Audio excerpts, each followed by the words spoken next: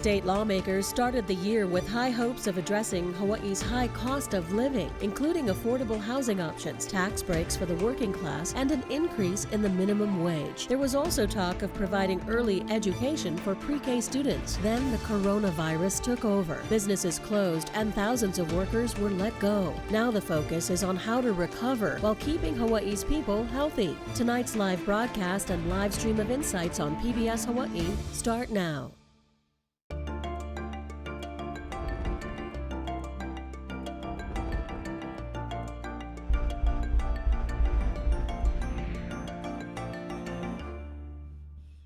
Aloha and welcome to Insights on PBS Hawaii. I'm Daryl Huff.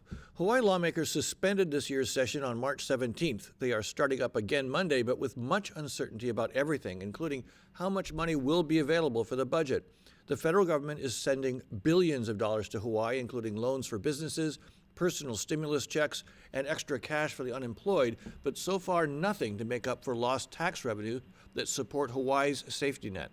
The governor relaxed stay-at-home orders and lifted restrictions on many businesses, but there are doubts about whether we are ready to reopen, especially tourism.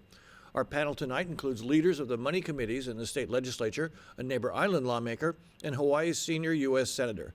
We look forward to your participation in tonight's show. You can email, call, or tweet your questions, and you'll find a live stream of this program at pbshawaii.org and the PBS Hawaii Facebook page. Now to our guests. Joining in the studio are State Senator Donovan Dela Cruz, who chairs the Ways and Means Committee and represents parts of Central Oahu, including Mililani Mauka and Wahiawa, and State Representative Sylvia Luke, who chairs the Finance Committee and represents Makiki, Nu'uanu, and Pauoa. Joining us via the internet are State Representative Richard Onishi, who represents Hilo, Keau, and Volcano on the Big Island. He chairs the Tourism and International Affairs Committee, and U.S. Senator Brian Schatz. Let me start off, folks. Let's start with you, Senator. What are you hearing from people? What do you think is the number one concern out there at this stage of the evolving story? What are you hearing from people? Well, thank you for doing this, Daryl, and good to be with everybody. I think the main concern that people have now that we've successfully not just bent the curve, but really gotten control of this virus is what comes next. We understand that we've all decided to sacrifice together, but that sacrifice is enormous. We're probably second only to Nevada in terms of our unemployment rate, and people are terrified about what's going to happen economically. So the thing that I hear about is, A, how quickly can we process those unemployment claims locally, and B, what's in the next federal package and how much help is on the way. And State Senator Donovan Dela Cruz, your district is basically central and North Shore Oahu. A lot of rural areas, obviously, blue collar, a lot of blue collar. What's happening with your constituents? What are you hearing from them? Well, we're still getting a lot of phone calls and emails about unemployment. So there's a lot of effort from the legislature to get involved. I know the House members are there actually helping process claims. That's a big chunk. Another chunk is still the quarantine, and that's because Hawaii has made so many sacrifices. The residents have tried to abide by it as much as possible. They just hate to see that all go to waste if we get an infection because of an influx of tourists because we couldn't control it properly. We'll talk quite a bit more about that in a little bit more time. Sylvia Luke, your district is pretty middle class, but so what are the folks talking about in your district? There's still a lot of anxiety about reopening businesses and reopening the economy. There's anxiety about what happens when we reopen air travel to the extent that it was prior to COVID.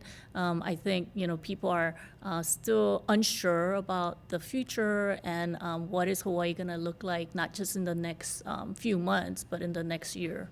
That'll be an interesting topic for us a little bit later in this show. What are the big changes, the seismic changes? Mm-hmm. Representative Onishi, your district is on the Big Island. What are folks over there talking about? It feels like sometimes the Big Island is, in this case, not as connected to the rest of us, and that's a good thing. Well, yeah, we are connected, but we still have our own internal problems and island-wide problems, especially getting access to the unemployment insurance, food access. There's a lot of people that were just getting by and now need access to food. Our school lunch program my district especially, all of the students were on assistance program, and so now they don't have any food except for what some of the schools are producing. And then also farmers and ranchers and small businesses, and they need assistance to be able to be viable when we get out of this. So, Representative Onishi, the other members of the panel mentioned tourism. That is your specialty at the legislature. How long do you think it's going to be before the tourists come back and that part of the economy is restored?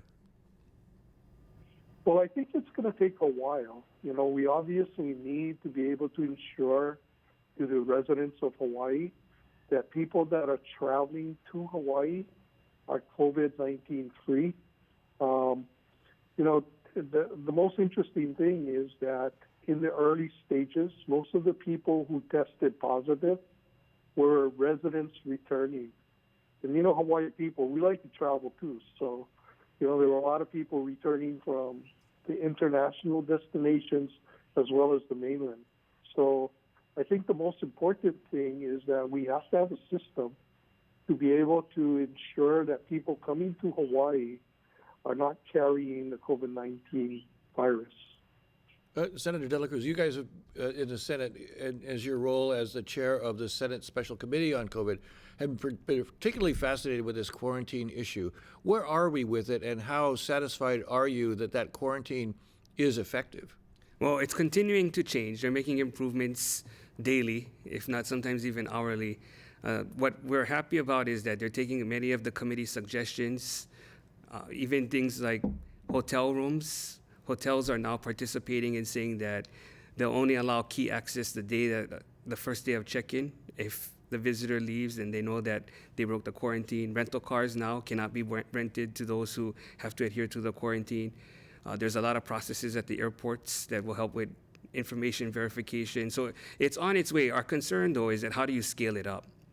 And we still don't know how long the 14-day quarantine is going to be in place. There's lots of direction and guidelines that still need to be provided by Department of Health. So when you talk about scale up, what's the concern specifically? That basically we're going to see more and more visitors coming and that quarantine is going to get harder and harder to enforce? Yeah, so when the committee went to the airport, there's about 20 staff that is needed for about 50 to 60 people when they depart from the plane. But when you start to get 200 people or 250 people or even 300 people and dozens of flights, the airport staff isn't prepared for that kind of numbers yet. And so far they've been focused so much on tourists. And today we heard the Attorney General say they're also now trying to focus on residents who aren't following the quarantine. Yeah, so there's residents and then there's so-called intended residents, which they're still trying to help clarify. They said it's military, college students, but there's quite a bit of people coming in for Airbnbs too, illegal TVUs. And so whatever we can do to help and with getting the city's assistance in that, that seems to be a huge loophole. Senator Schatz, one of your committees of jurisdiction is over air travel. What, at the federal level, do you see happening realistically to help control the movement of non-essential travelers between the states? Because that would be a federal issue, right? Yeah, it's governed by federal. It's actually governed by the federal constitutional law. The Commerce Clause gives the federal government the full authority over interstate travel, and the FAA in terms of statutory law. So what does that mean? It means that we're really in no position to stop people from coming here. The only thing we can do is impose a quarantine once they get here, and that really does reduce the throughput. In fact, it was successful. It's part of the reason that we're getting only 1 or 2 or 3 cases a day. And what Senator Dela Cruz and others are working on in terms of tightening up the administration of the quarantine is important, but we really have to think about the next phase, because I think, although in Washington the conversation has gotten polarized to, sort of open everything up right away or shut everything down forever, the truth is I think everybody in Hawaii understands we can't stay shut down forever. And so what public health measures can we take, not to take the COVID-19 risk down to zero, because that's not possible, but to minimize the COVID-19 risk, to make sure that to the extent that there's disease in our community, that it doesn't overwhelm our healthcare system, and that we can have some semblance of an economy, because we should be where we are right now, but we can't be where we are right now for 18 months. There will be other health outcomes that are negative. There are obviously economic, social, psychiatric, educational outcomes that we have to be worried about. So we all have to come together and think about the next phase of this. I agree very much with Senator Dela Cruz that we shouldn't rush into that next phase, but we have to start wrapping our minds around how much risk are we willing to tolerate in the late summer and the fall in order to have some semblance of economic activity back. Representative Onishi, again, your committee is tourism. What's been your impression of the effort on controlling the tourists, and what do you think should be happening in that regard? Well, I think that we haven't done enough, obviously, but this is a new situation, and it took time to determine who has jurisdiction, who's going to monitor, who's going to do the reporting, how are we really going to follow up. So I really do appreciate Chris Tatum and the Hawaii Tourism Authority for stepping up. They were asked if they could help, and they have, I think, done a good job in trying to determine what is actually necessary in order to monitor visitors in the state of Hawaii. And obviously, for the most part, I think people are adhering to it, but we do have a few very, very bad actors who have really created problems for us. And, that in turn has enabled the Hawaii Tourism Authority and other authorities to really step up enforcement. Representative Luke, I'm sort of taken aback by the fact that you have essentially this semi-private agency, HTA, playing a role of essentially an enforcement role. Mm-hmm. Yeah, they stepped up and volunteered.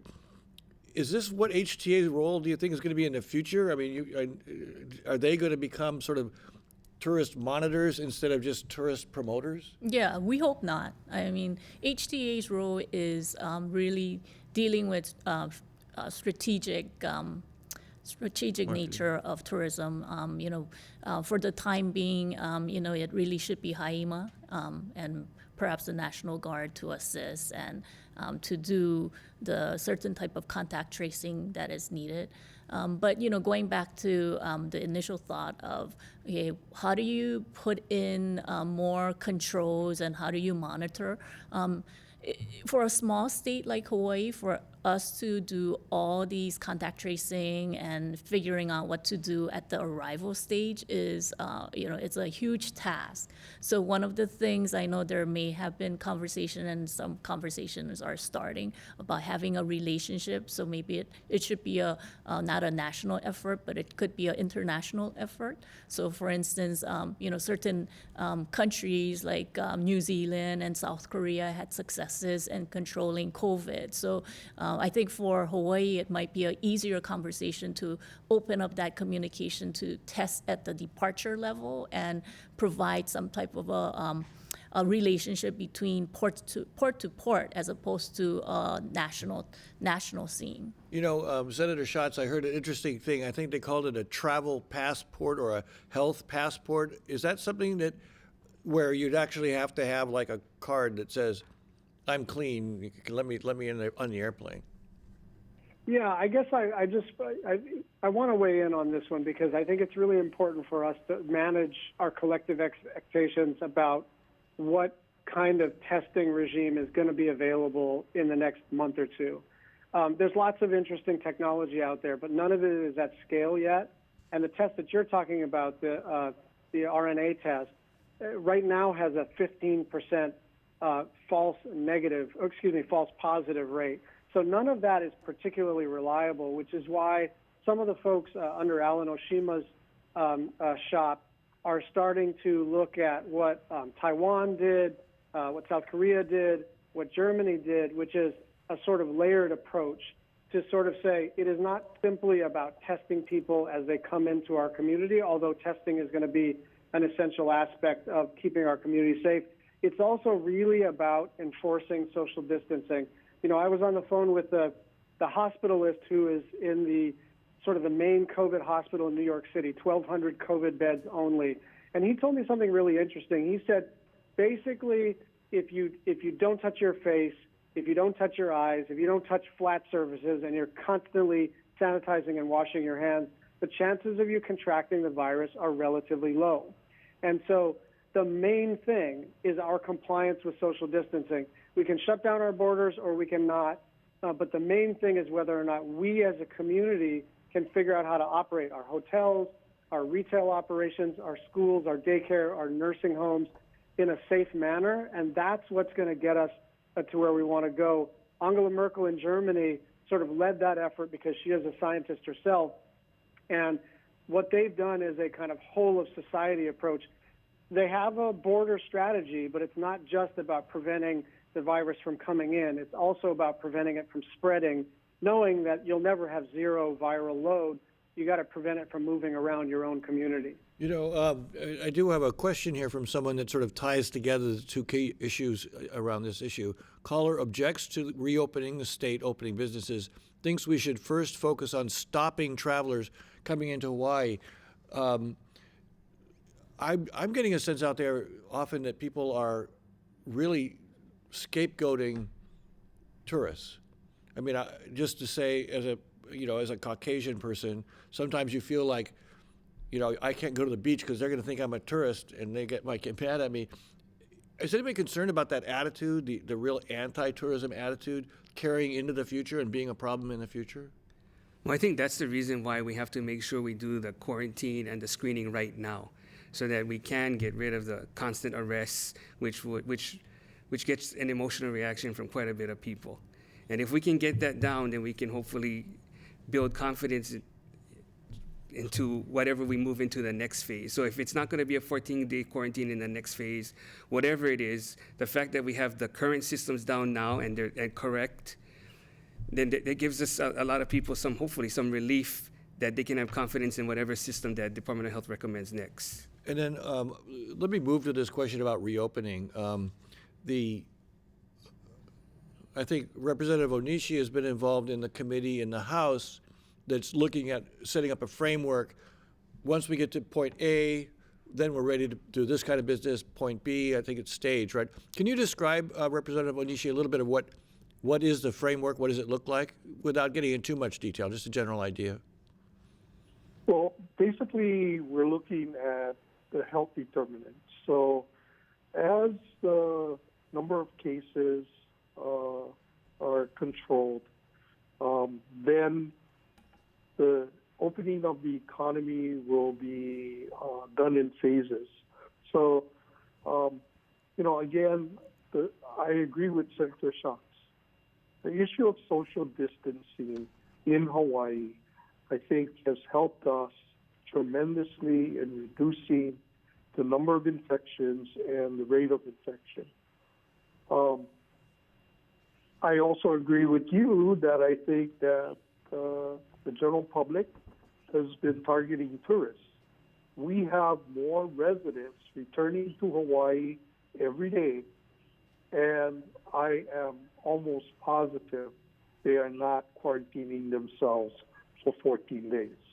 But nobody's enforcing that, and nobody's reporting that. So,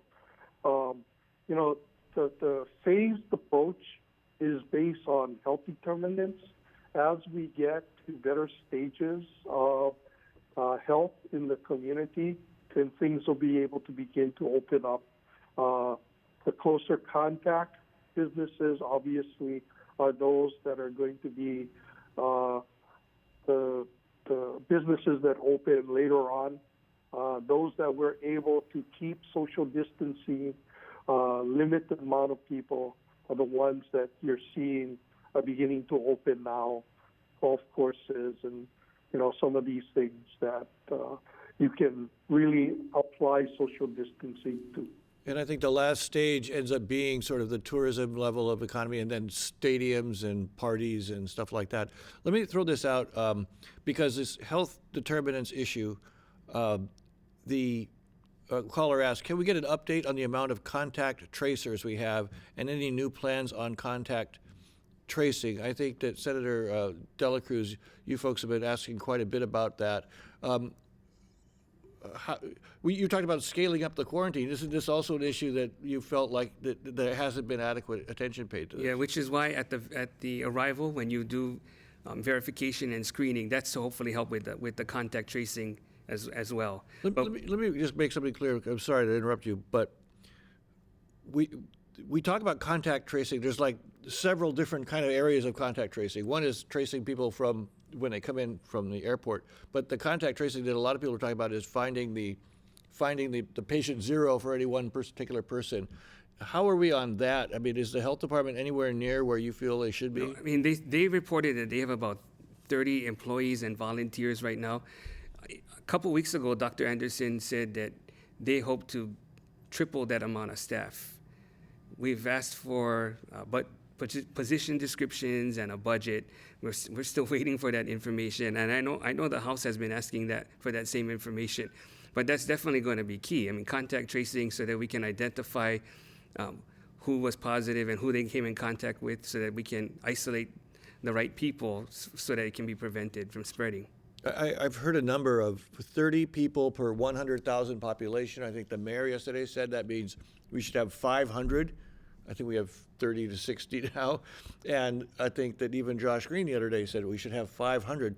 Sylvia, Luke, I mean, do you think the legislature could get behind hiring 500 full-time state workers for this purpose? Well, part of the funding that the federal government provided the state is allowing the state and the counties to do, pandemic response, including contact tracing, PPE, and other safety and health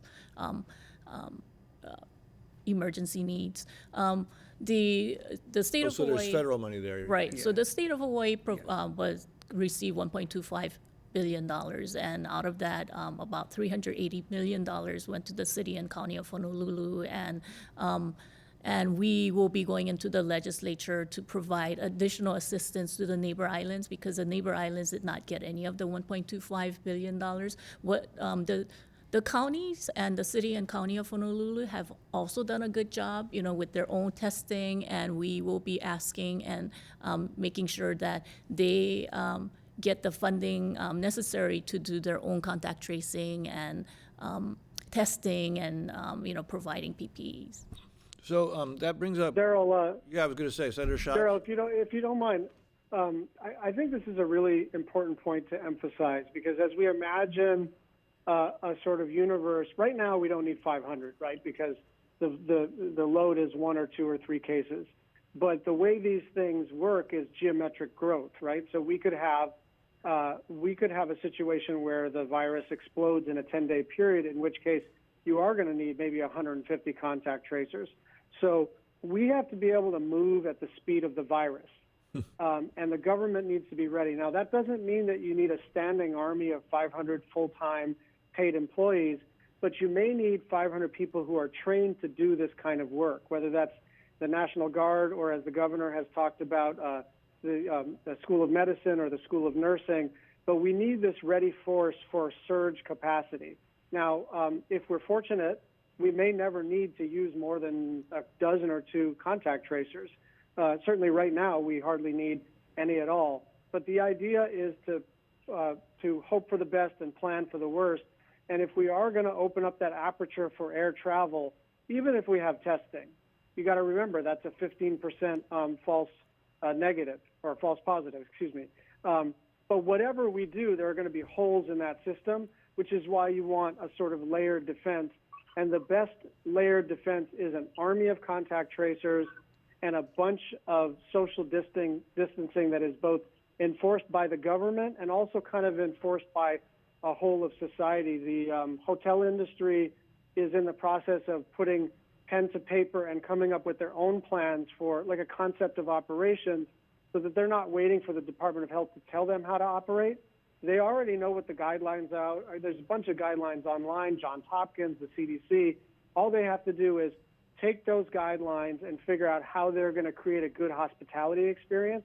But every business, every family, every institution in Hawaii is going to have to do some of this themselves, and then the government is going to be there sort of for surge capacity and for enforcement. Let me just ask really quickly, though, Senator, what is the prospect of the federal government actually coming in and filling the budget hole, the $1 billion to $1.5 billion that Hawaii is expected to lose in excise tax revenue?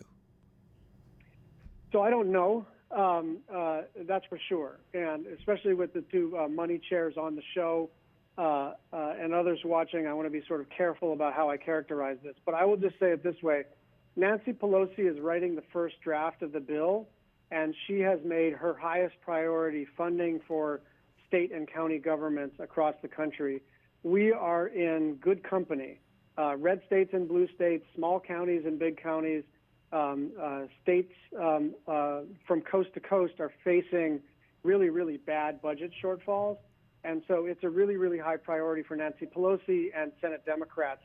It's hard to imagine that we would pass a bill without additional funding, but I'm not totally in control of that. And so I'll just say that we're going to fight as hard as we can, and I'm somewhat hopeful. I just don't know what the dollar amount might be.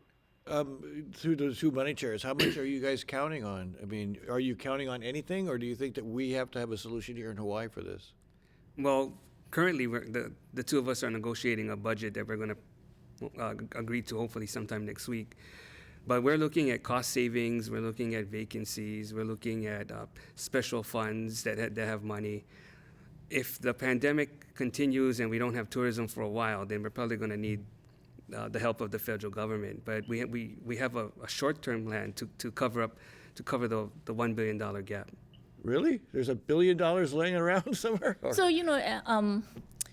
as you know, for the last 7 years, we were able to significantly increase the monies that go into rainy day fund. Before I became finance chair, in the rainy day fund, we had about an average of $30 million. Right now, the balance in the rainy day fund is close to $400 million.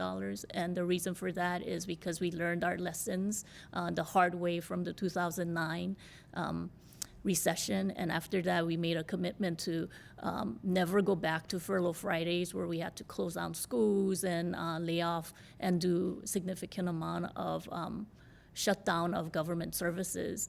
So that helps.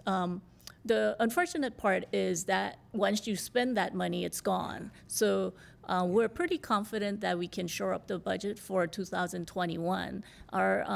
Our concern will be for 2022 and beyond. Oh, I see. So you might be able to fill the hole now, but if there's not stuff coming in soon, which brings us back to reopening the economy. And we did have a caller who said, gee, why do they want to reopen the economy? I don't even have a job. People don't have any money to spend.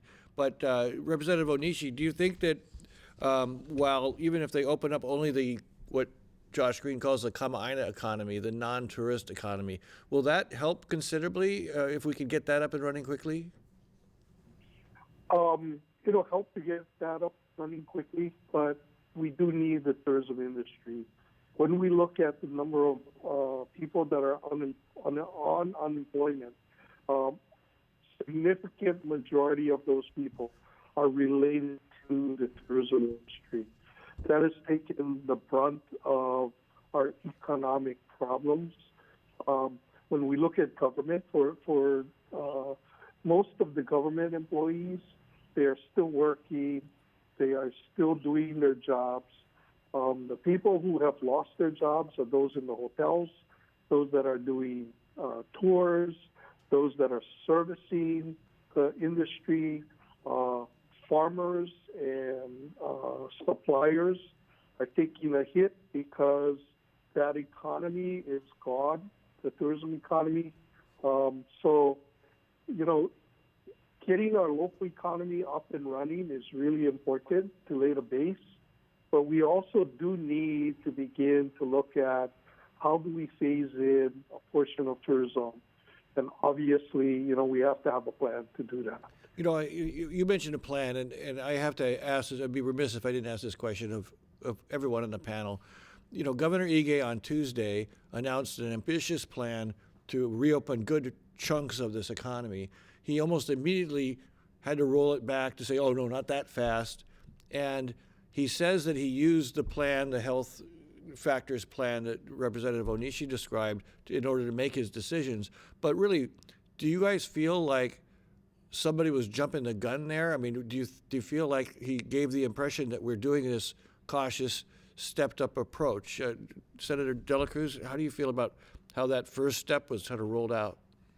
Well, when General Hara presented to the committee phased approach, each phase was color-coded.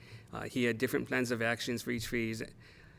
Dr. Onishi has a similar approach. These are all members on the task force in the House, and also they appear before your committee regularly. So what we saw was, what would have hoped was the governor announcing the specific actions at each level, so that people are not getting things piecemeal. I think what's happening now is we're just spoon-feeding information of what's going to happen without looking at what's coming down the road, and giving us the factors. When we have 0 cases or only 1% cases or a flat amount of cases, we're going to get to this phase and what this phase includes.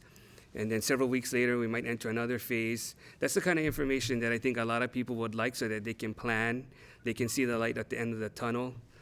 But that's not necessarily the case right now. Representative Luke, how did you feel, and also Representative Onishi, if you could answer this also, how did you guys feel when you saw this big announcement on Tuesday? Were you folks briefed? Were you guys ready to hear this? So, I think there's a lot of confusion from all the announcements, and if there's any criticism, it's about messaging.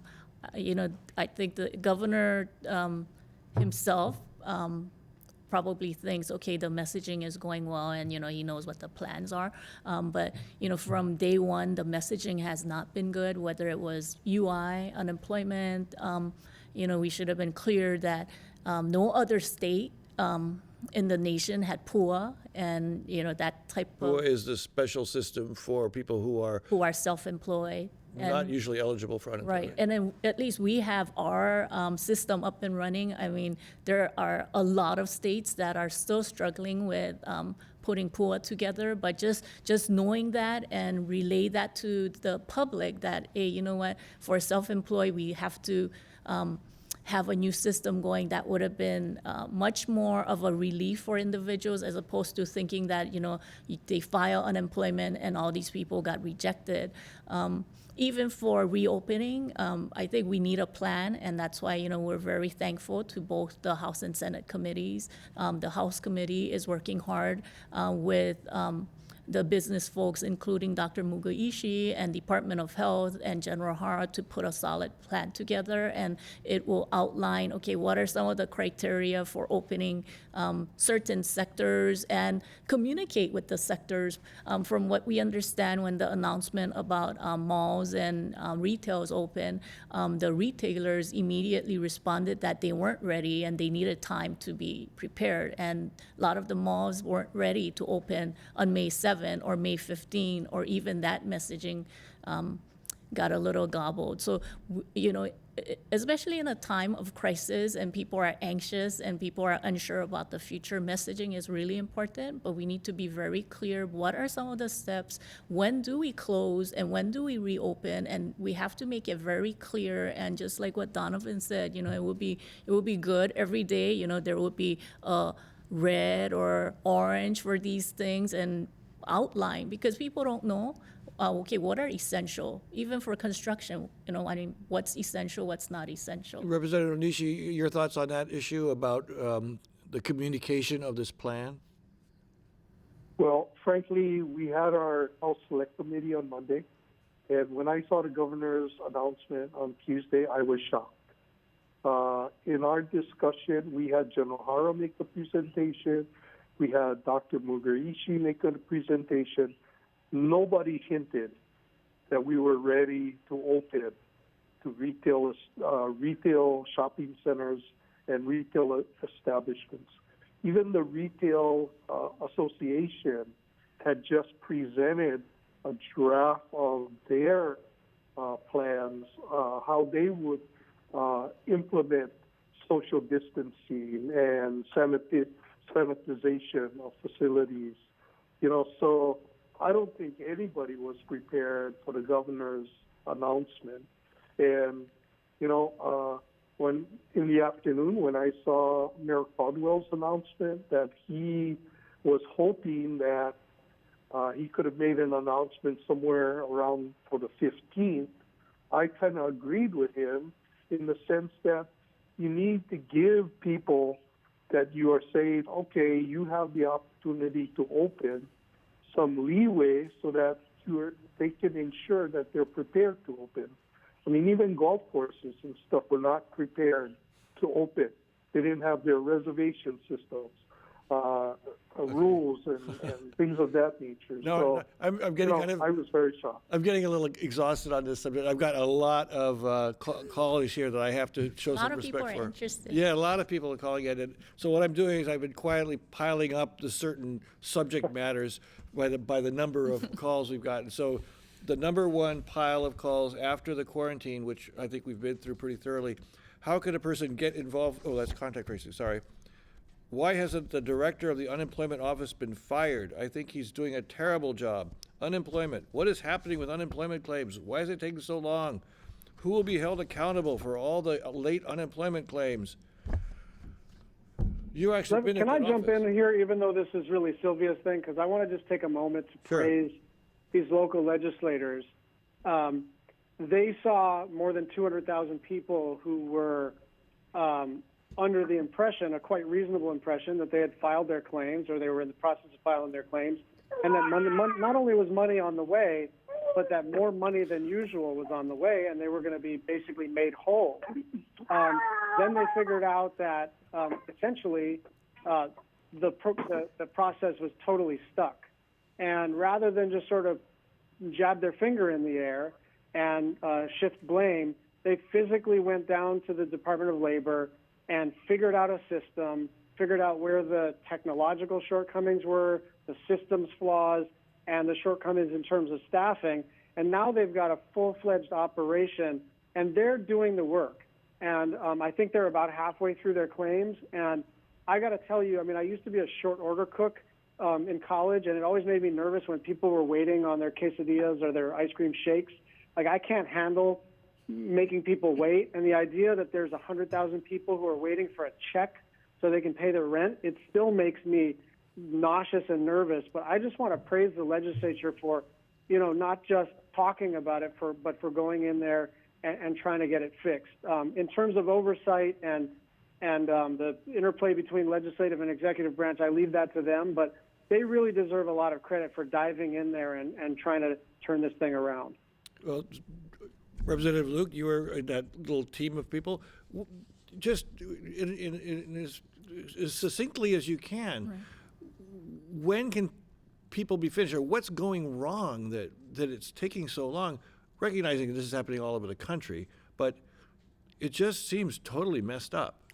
So 4 weeks ago, when basically when both the House and the Senate members did the math, and from the pace that it was going, we would have taken probably to end of the year to process the entire 220,000 claims. So that's when we pretty much coordinated an effort to go into the Department of Labor office and work with Department of Labor leadership and set up, what was initially planned for 20 workstation at the convention center, and then we said, okay, that's not going to be enough. Based on that number, it would take, till the end of the year. We set up 210 workstations. On Saturday, we will go from around 20 to 30 phones to about I think like 200 to 30 phone lines. So things are ramping up. And, part of the issue is, the unemployment, the website is on the state web mainframe. And unless you get everybody else off the mainframe, it's not going to make room for what started out as, potentially 2,000 claims filed on a normal day to 200,000. Let me ask two quick questions, though, for both of you. One is, one of these cards specifically called for the firing of the labor director, who's been very visible. Is he the problem, or, and then Senator Dela Cruz was desperately trying to get more bodies in there too, through his committee. I mean, is it the labor director's fault? Is that the person that should be held accountable, which is the second question? Yeah, the difficulty thing is, this is something that's happening in every state. For us, it's easy as politicians and the public to say, hey, you know what, we have to blame an individual, but this is really a time for us to come in and solve an issue, and that's why what I told the governor is this is all hands on deck. Treat me like your staff. I'm gonna go in and help manage, along with Scott Murakami, what's going to happen with the unemployment office. And you should see the volunteers and the people who work there, like Laurie and Babs and Stacy and Ryan and Brandon and others. They come in every day at 6:30. They don't leave till 8. I just left the office or the convention center before coming here, and they were still there. So you're still working there? I'm still working there. I'm going on my 3rd week of processing claims, calling people, and it's amazing. One of the things, you always hear the negatives, but you don't hear the positives. The fact that we were able to pretty much clear the backlog of cases that came in. People are still having a hard time logging in, but that's a systems problem that we need to fix. But the ones that have filed, we were able to process, but doesn't mean it's going to get paid, because some of the claims need to be adjudicated and there are problems with it. The interesting thing is, yesterday I was on the phone because there are about 6,000 claims that the claimants need to be called back because there was something wrong with the claims. So one of the things for public service announcement, if you don't mind, if you had filed a claim and you either received an error message or it said congratulations, but you did not hear anything from the unemployment office, can you please file a claim? That's what we've been doing the last few days. I've been calling people and saying, hey, you know what, there was something wrong when you filed initially with the system, you need to refile. And when I got people on the phone, they were really appreciative. And some of these individuals, they were thankful that somebody from unemployment office called. They didn't know it was me. And I wouldn't tell them it was me anyway. We all have alias names. But, I think one of the things that we should do is, we should try to give them more support. And we're finding every day they're trying to find new ways to improve the system. And I know today they had a system where if your last name falls on certain days, we want you to file the verification. So I know they're making their, they're trying their best. And, I give, my heart goes out to every single one who goes in every day, Monday through Saturday, spending 6:30 to 8 processing claims. But I could also hear the people out there who don't have their money yet going, but at least they're getting paid. Or Yeah. Let me throw out this other thing. The other little pile of cards I have is about don't cut my salary, right? It's teachers, other state workers. The governor floated this idea of cutting salaries by 20%, 15%. It sounds like what you're saying is you folks are just against that idea, and you're going to come up with some solution, at least temporarily, so that people are not going to have their pay cut. Yeah, that's not a first resort type of option. I mean, really, that's something like that that would be our last resort, because there are so many different things that we can do to try to prevent that. And as we said earlier, if tourism does not get back to where it was within 18 months or 12 months, that may have to be an option, but that's not where we should go now, especially since we have other options with rainy day fund, vacancies, cost savings. There's other things that we can do. We don't want to have an additional negative effect on the economy, and that might make matters worse. And so we just got to do the responsible thing. But it's interesting you mentioned that time frame, and Senator Schatz, I'd like you to weigh in on this. Is it possible that it could be a year or 15 months before tourism comes back? And are we ever going to see tourism at the level that we had, the 10 million people level that we had last year? Well, I think nobody really knows what's going to happen next with the virus in terms of how seasonal it may be, in terms of whether therapeutics come onto the market sooner rather than later, the timing and availability and scalability a vaccine. So that's impossible to predict. But as I talked to both of the chairs of the money committees and the governor about this, my own judgment is that really what we're trying to do is survive this extinction event.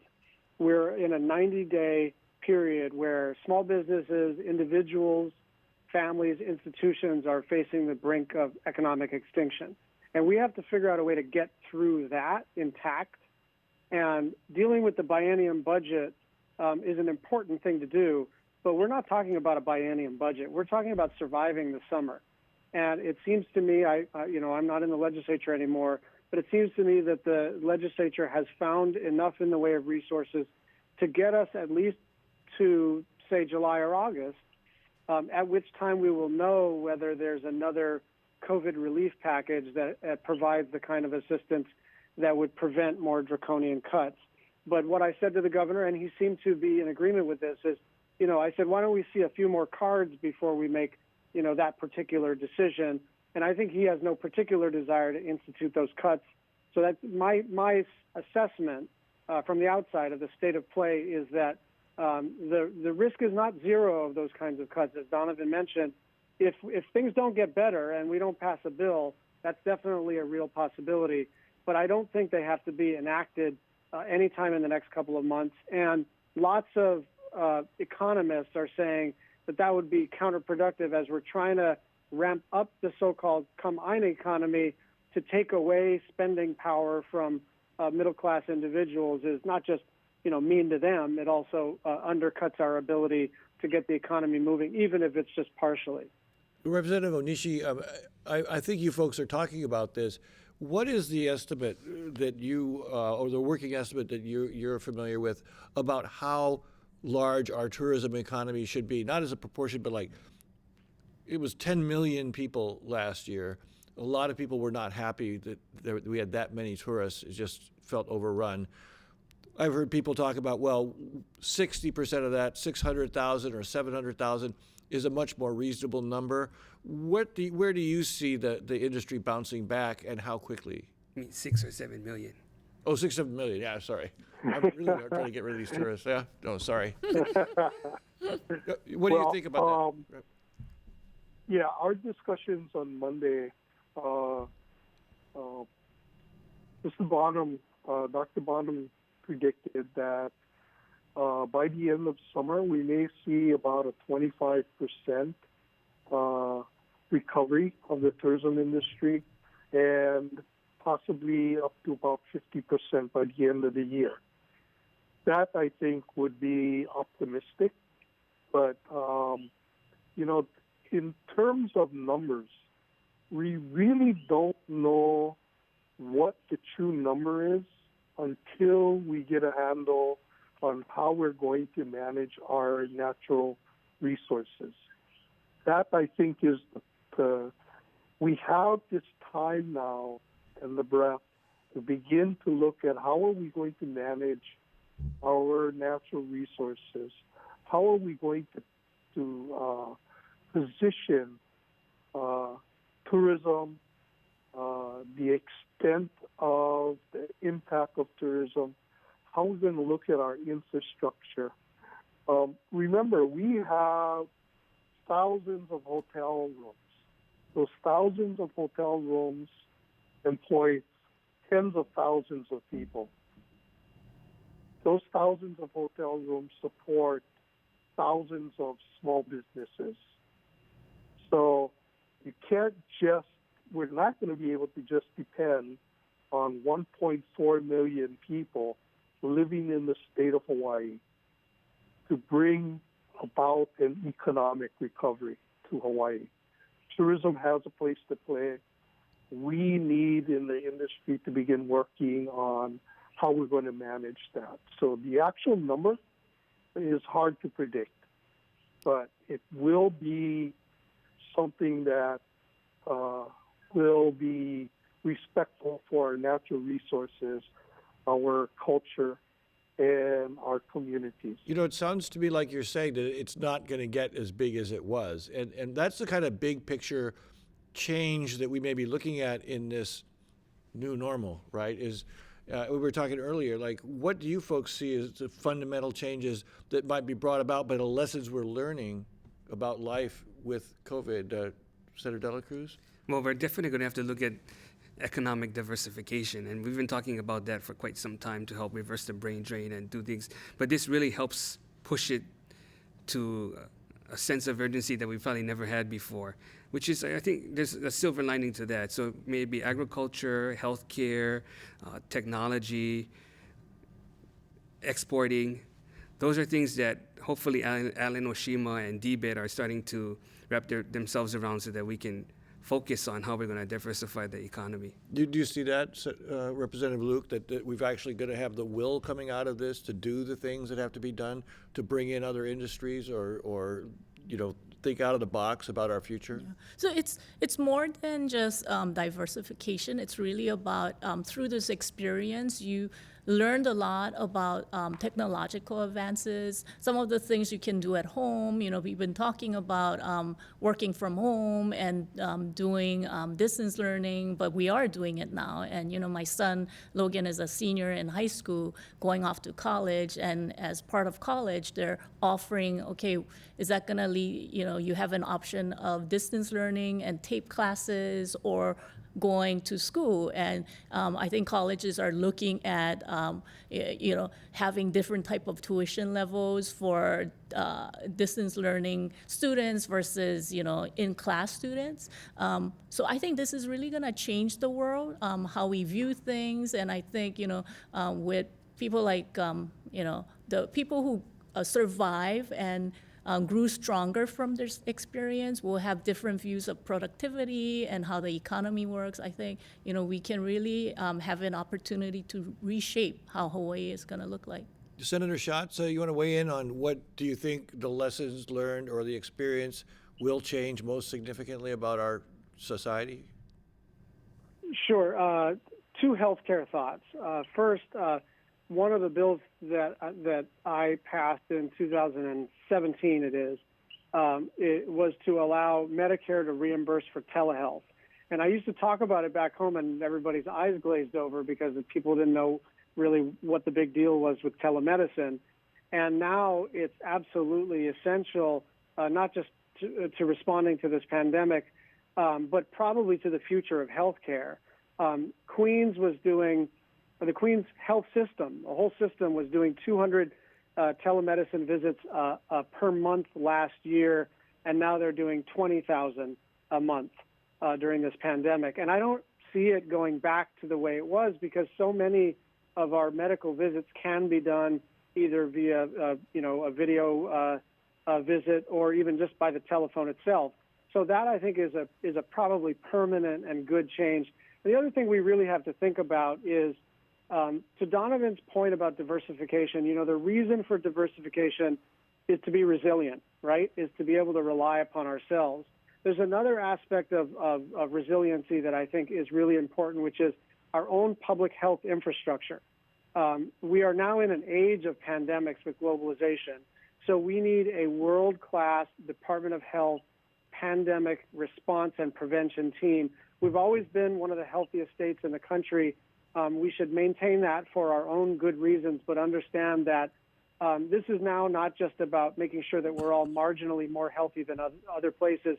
This is about our very survival, and that means that the way the government spends money, the way the government thinks about how to spend money has to be oriented towards public health and building up that infrastructure so that we're all safe. Representative Onishi, what are your thoughts about that? Well, I would agree. I think this gives us a tremendous opportunity to look to the future. And again, going back to the tourism industry, we can't be doing things the same way we did them before. The difference today is that people are open to more ideas and more opportunities. We definitely have an agricultural crisis. We have, since I got in 8 years ago, we've constantly been talking about how do we grow agriculture? How do we improve? How do we be able to feed ourselves? We haven't done hardly anything in the last 8 years to actually accomplish that goal. Our largest farmer farms maybe 5,000 to 6,000 acres of land. That is minuscule compared to farms on the mainland. So for us, we need to begin to strategize agriculturally how we're going to address the needs of the state, not just the local people, but as visitors come back, how we're going to address that too. Well, thank so you. This gives us, I think, tremendous opportunity. Thank you so much. And there's so much in that area that we could talk about, but we are pretty much out of time. Myself, as somebody who faces traffic every day, I'm kind of looking forward to perhaps having more people at home and we don't have to face so much traffic. Anyway, before we go, if you are looking for information on COVID-19, please check out our website at pbshawaii.org. Mahalo to all of you for joining us, and we want to thank our guests in studio, Senator Donovan Dela Cruz, Chair of the Ways and Means Committee and the Senate Special Committee on COVID-19, Representative Sylvia Luke, Chair of the Finance Committee. On the Internet, Representative Richard Onishi, coming to us from Hilo, and U.S. Senator Brian Schatz. Next week on Insights, we continue our conversation on the widespread economic hardship caused by COVID-19. Please join us then. I'm Daryl Huff for Insights on PBS Hawaii. Aloha.